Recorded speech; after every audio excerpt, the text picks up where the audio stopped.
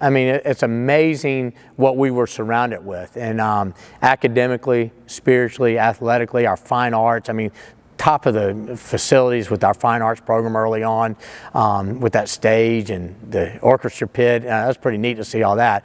But when I talk about community, you know, early on here, we had a tragedy, my family and I did, losing my daughter in an automobile wreck. And it was one of the worst things anybody could ever go through. And being able to, I wouldn't be where I am today if it weren't for the families here that supported me, supported my family, supported my son Ricky, and helped us to get through that. Through their faith, through it would come on that they would name the field house after Jessica.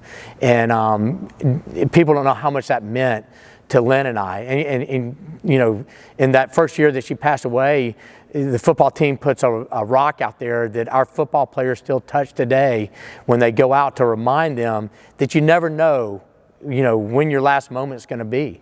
And that is in memory of Jessica. She was around that field house all the time.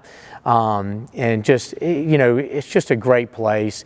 And it's a place that has meant so much to me with the community that we have.